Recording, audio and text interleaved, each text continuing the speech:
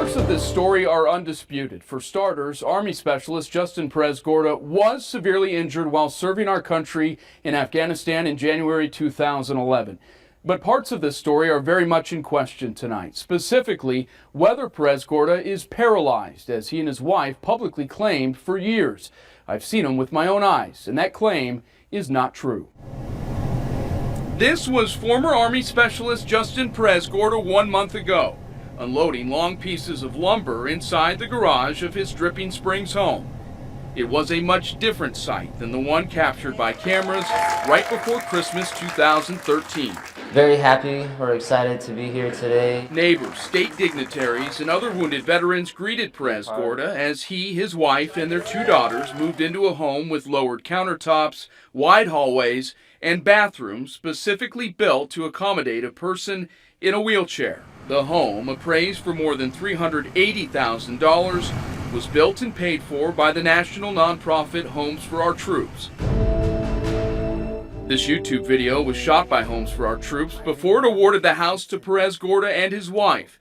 Executive Director Bill Ivey called it a video interview of sorts, later used to raise money to fund the new home.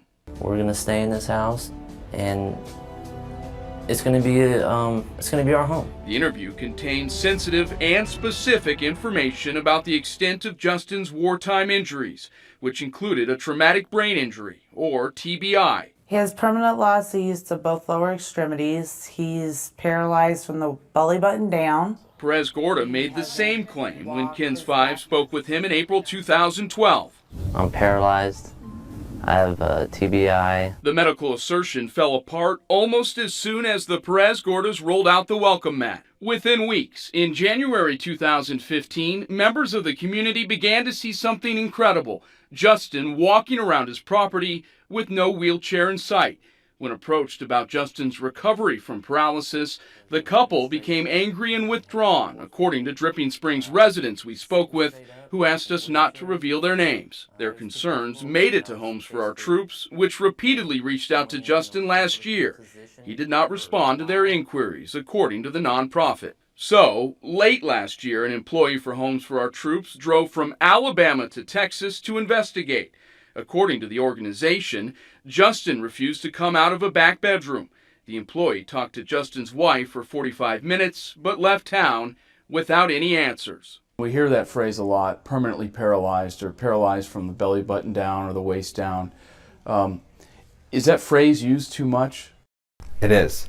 Dr. Jesse Neely, formerly of Brooke Army Medical Center's Warrior Clinic, is now the medical director of Reeves Rehabilitation Center at University Hospital.